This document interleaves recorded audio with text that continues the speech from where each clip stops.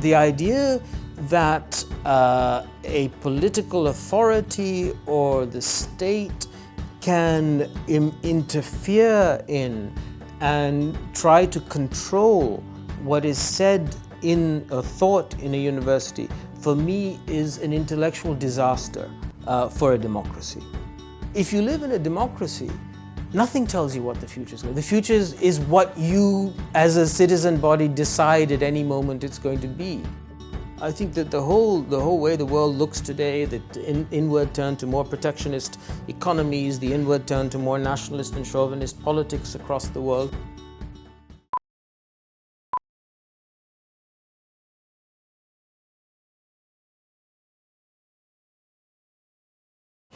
How do you look at what's happening over JNU, the arrests of the students and the controversy that has followed? Universities have to be zones of, they're sanctuaries. They're the republic of ideas live in universities. They have to be places where you can think the unthinkable and where you can say the unsayable. That's the point of universities. You have to be able to be wrong in order to find out what's right and what's true. And if we don't recognize that fundamental principle of a university, the ability for us to be a knowledge-producing, knowledge-generating society will be seriously damaged. So that's the first thing I would say. You have to. It's a kind of, for me, unbreachable principle that in the university you have to be able to think and say what is unthinkable and unsayable. That's the point of them. So the idea that a political authority or the state can interfere in and try to control what is said in a thought in a university, for me, is an intellectual disaster for a democracy. It's an intellectual disaster for democracy, and ultimately it will undermine and poison the lifeblood of a democracy, if I can use that metaphor. So that's the kind of general principle that comes to bear, I think, in this case.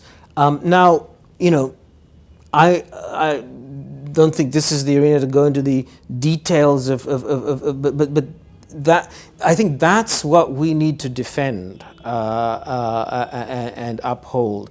And that it's only those societies which have upheld that principle which have actually made advances, have generated their own knowledge, have actually solved the problems they face.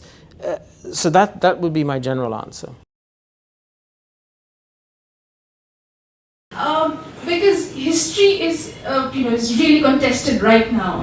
All of us would have got WhatsApp messages about how Godse is, the reasons why Godse killed Gandhi, and then it's something that reaches our inboxes every now and then. But there is also a sense, because we've not been taught history well, that there's a general disinterest in history among a lot of people.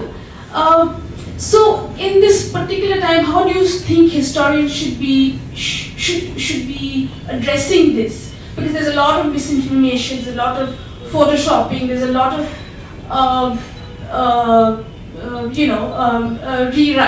rewriting of history in schools. How do historians deal with it? Shouldn't they be doing more of this? Shouldn't they be contesting this on social media, via blogs, via memes? Do you think we should be more proactive about defending this history? Well, I think thanks for the question, because I think it raises a lot of really important issues. I can only really speak to it more in my own individual capacity, rather than for the discipline, because people have their own views on this. But I do think that there is a kind of responsibility, if you like, for those of us who've been lucky enough to be able to spend a lot of time studying, whether it's the past or ideas or whatever, to bring that knowledge and thought to a wider audience, to engage that with the public discourse and argument. I think that's not add-on. I think it's intrinsic to the project of studying history or studying any real subject. Science is true too, and so for me, it's not. It's intrinsic to what I do to try to reach a broader audience. So, and that was also one of the challenges of using radio. Could one or podcasts? Could one use a different kind of technology, which is more approachable for a younger generation, to try and do something that still had integrity and complexity to it, but was in some ways more accessible.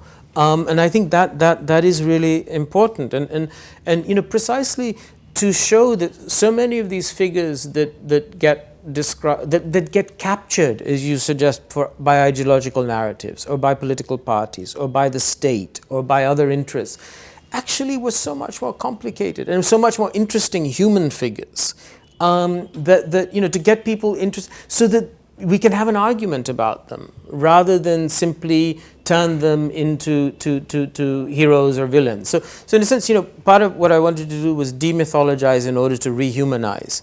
But demythologize doesn't mean that I was trying to be iconoclastic, because I think that's the other position, that either you uphold these as heroes, or you want to turn them into people with clay feet and complete villains. And I just wanted to see them as human beings in their time, with their complicated motivations, with their diverse interests, like us. So.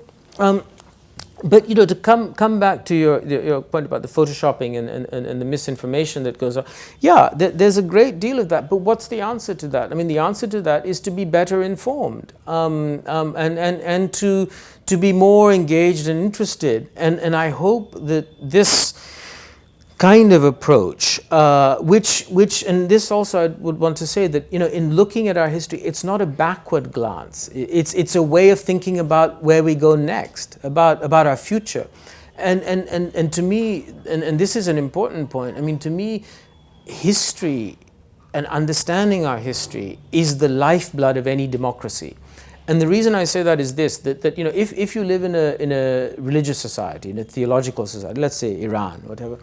In a sense, you don't have to worry about the future, because God tells you, the religious texts tell you what the future is going to be. If you do the right things, you'll get to that. If you live in a heavily ideological state, let's say a communist state or a socialist state, you don't have to worry about the future, because it's all written in the Communist Manifesto or in your text. It tells you, where the great future is ahead.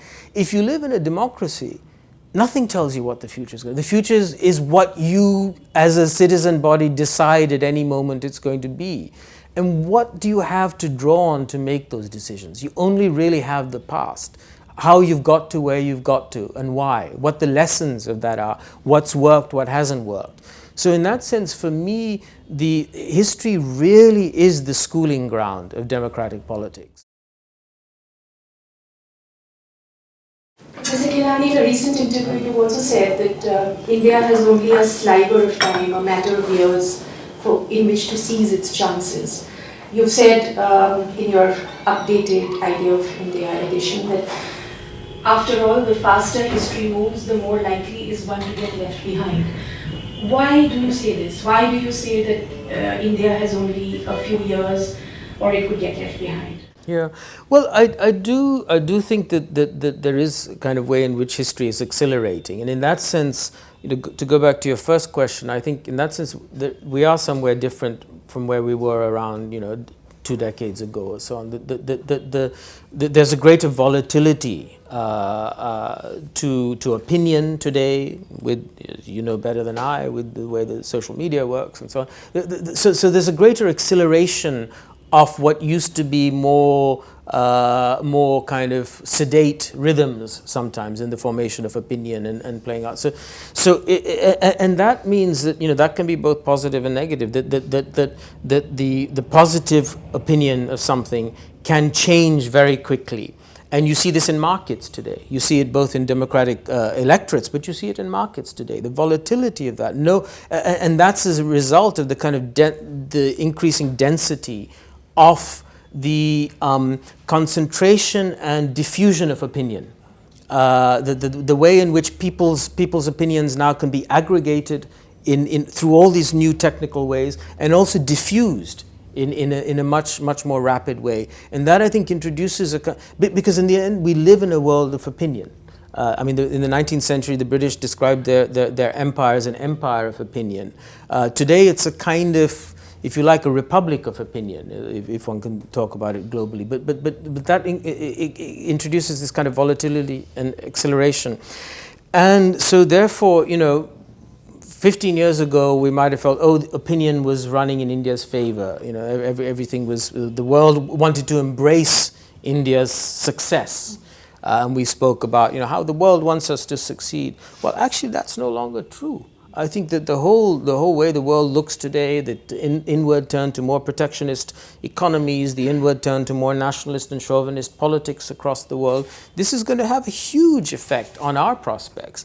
And the idea that somehow we can replicate what China did, become the manufacturing hub, that was a once-off. That was a once-off. The global economy is not going to be able to sustain another large-scale economy like ourselves being a new China. The kind of enormous structural imbalances that created, which are still playing themselves out, other polities and economies are not going to allow that to happen. So in a sense, we really have to, and given that global constraint, and given also the kind of enormous internal pressure, you guys write about it all the time. I don't need to tell you about it. But what we call the demographic dividend, given those pressures and given the constraints, I think the time horizon is really small. So we're acting under immense short-term pressures where we have to take really important long-term decisions.